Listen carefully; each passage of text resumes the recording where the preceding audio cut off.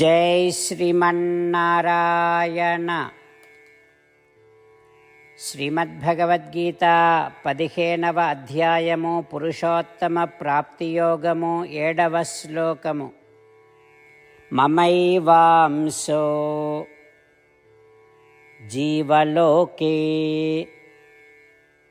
జీవభూతః సనాతనః మనః షష్ఠాని ఇంద్రియాణి ప్రకృతిస్థాని కర్షతి. ఓం. గీతాచార్యుడు శ్రీకృష్ణ పరమాత్మ అర్జునుడితో పాటు మనందరికీ పురుషోత్తమ ప్రాప్తి యోగాన్ని ఉపదేశం చేస్తూ ఉన్నాడు.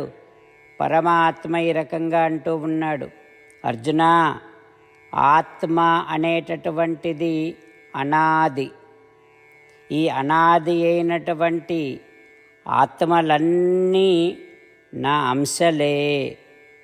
అయితే ఈ ఆత్మలు అజ్ఞానము వలన సంసారబద్ధులై ప్రకృతి రూపమైన ఈ శరీరాలలో కట్టివేయబడ్డాయి. ఈ శరీరాలలో ఆత్మ మనస్సుతో సహా మిగిలిన 5 జ్ఞానేంద్రియములతో ఉంటుంది. ఇక పూర్వకర్మానుగుణంగా ఆత్మ ఆ ఇంద్రియముల ద్వారా, మనస్సు ద్వారా విషయములను అనుభవిస్తూ ఉంటుంది అంటూ శ్రీకృష్ణ భగవానుడు ఆత్మ శరీరములో కట్టబడి ఉన్నటువంటి స్థితిని తెలియచేస్తూ ఉన్నాడు.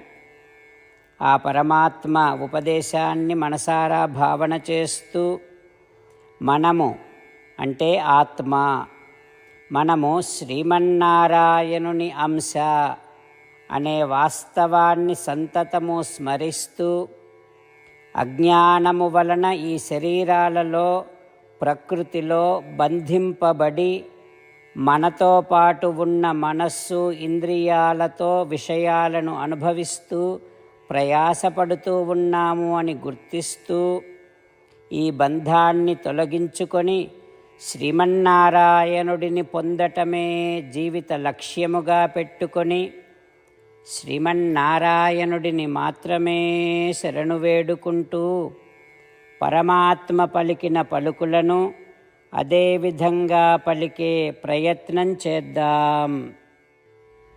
మమైవాంశో జీవలోకే జీవభూతః సనాతనః మనఃషష్ఠానీంద్రియాణి ప్రకృతిస్థాని కర్షతి. అంతేకాకుండా మనం ప్రతిరోజు శ్రీమన్నారాయణుడికి ఒక 8 పనులు చేస్తాం అని మాట ఇద్దాం. ఎందుకంటే శ్రీకృష్ణ భగవానుడు 18వ అధ్యాయములో 65 నుండి 70వ శ్లోకాల ద్వారా శ్రీమద్భగవద్గీత అంతటికీ సారభూతముగా మనకు 8 పనులు చేయమని చెప్పాడు. అలా చేస్తే చాలు, నేను మిమ్మల్ని అన్ని విధాలుగా రక్షిస్తా అని ప్రమాణపూర్వకముగా ప్రతిజ్ఞ కూడా చేశాడు. అందుకని శ్రీమద్భగవద్గీతను అంతటినీ విన్న తర్వాత అర్జునుడు కూడా చివరకు కరిష్యే వచనం తవ, కృష్ణ నువ్వు చెప్పినట్టే చేస్తా అని అన్నాడు. కనుకనే భగవానుడు అర్జునుడికి అన్ని విధాల విజయాన్ని అందించాడు. మనం కూడా ప్రతిరోజు శ్రీమన్నారాయణుడికి ఆ రకంగానే మాట ఇద్దాం. 8 పనులు చేస్తాం అని మనము మాట ఇస్తే అది అష్టాక్షరీ మహామంత్ర జపము చేసినటువంటి ఫలితాన్ని మనకు ప్రతిరోజు ఇస్తుంది. ఇట్లా మాట ఇవ్వటం కంటే గొప్ప పూజ, యజ్ఞము, తపస్సు మరొక్కటి లేనే లేదు. అందుకని నేను అంటూ ఉంటాను, మీరు మనస్సులో భావిస్తూ ఉండండి.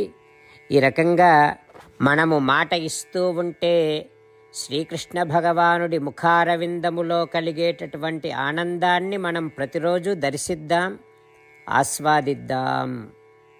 జై శ్రీమన్నారాయణ. హో శ్రీమన్నారాయణ, నువ్వు చెయ్యమన్నట్టే నేను నిన్నే సంతతము ధ్యానము చేస్తూ ఉంటా. హో శ్రీమన్నారాయణ, నువ్వు చెప్పినట్టే నేను నీ భక్తుడిగానే ఉంటా. హో శ్రీమన్నారాయణ, నువ్వు చెయ్యమన్నట్టే నేను నా విధులను కర్తవ్యాలను నీ సేవగా నీ తృప్తి కోసమనే సక్రమంగా నిర్వర్తిస్తూ ఉంటా. హో శ్రీమన్నారాయణ, నువ్వు చెప్పినట్టే నేను నీవాడిని అనే మహావిశ్వాసముతో నీకే నమస్కరిస్తూ ఉంటా. హో శ్రీమన్నారాయణ, మామేకం శరణం వ్రజ, నన్ను ఒక్కడిని మాత్రమే శరణు వేడుకో అని నువ్వే అన్నావు కనుక నేను నిన్ను ఒక్కడిని మాత్రమే శరణు వేడుకుంటా. హో శ్రీమన్నారాయణ, మా శుచః, ఇక దుఃఖించకు అని నువ్వే నాకు భరోసా ఇస్తున్నావు కనుక నేను ఇక దుఃఖించను. హో శ్రీమన్నారాయణ, నువ్వు చెప్పినట్టే నువ్వు నా కోసమని అనుగ్రహించినటువంటి శ్రీమద్భగవద్గీతను ప్రతిరోజు కనీసము ఒక్క శ్లోకాన్నైనా జ్ఞాపకం చేసుకుంటూ శ్రీమద్భగవద్గీతను అనుసంధానము చేస్తూ ఉంటా. హో శ్రీమన్నారాయణ, నువ్వు చెప్పినట్టే నువ్వందరి కోసమని చెప్పినటువంటి శ్రీమద్భగవద్గీతను తెలియని భక్తులందరికీ తెలియచేసే నా వంతు ప్రయత్నాన్ని నేను నిరంతరము కొనసాగిస్తూనే ఉంటా. హో శ్రీమన్నారాయణ, నేను నువ్వు చెప్పినట్టే చేస్తా, నీకు నచ్చినట్టే ప్రవర్తిస్తా, నీకోసమే పని చేస్తూ ఉంటా. కరిష్యే వచనం తవ. మమైవాంశో జీవలోకే